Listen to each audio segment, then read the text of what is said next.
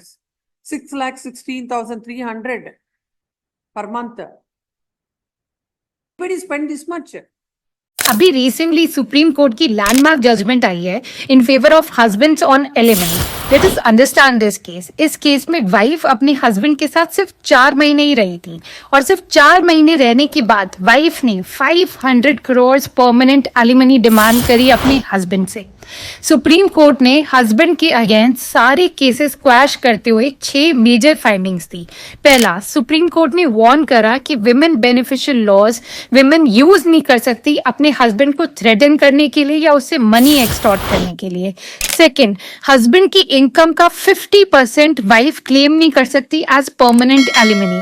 For example, अगर husband की income 10 crore है then wife can not claim 5 crore as permanent alimony.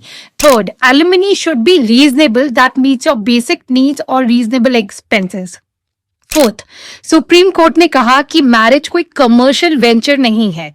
Fifth, जो women beneficial laws है जैसे 498A, 376, 377, 354, ये सब विमेन ने यूज कर रही है as a combined package to extort money from their husband. Last, हमने अतुल सुभाष के केस में भी देखा था कि उसकी वाइफ ने उसके अगेंस्ट मर्डर की FIR रजिस्टर करवा दी थी, अननेचुरल सेक्स की रजिस्टर करवा दी थी। तो ये ऑफेंसेस इतने सीरियस है कि trial courts are always hesitant in granting bail in such matters.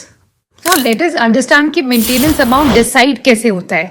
Supreme court ने रजनीश वर्सेस नेहा में कहा था कि कोई फिक्स्ड फॉर्मूला नहीं है इन डिसाइडिंग मेंटेनेंस और 8 फैक्टर्स लिस्ट करे थे to decide maintenance.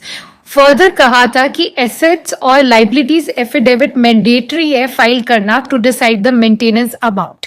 Supreme court ने प्रेजेंट केस में 3 एडिशनल फैक्टर्स लिस्ट करे हैं टू डिसाइड मेंटेनेंस। पहला ये कि duration of marriage should also be considered in deciding maintenance.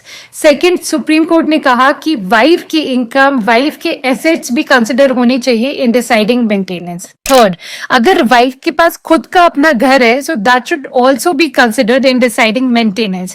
See, this is a landmark judgment in favor of husbands. If you want this, आप comment section में judgment लिखिए, I'll definitely send you.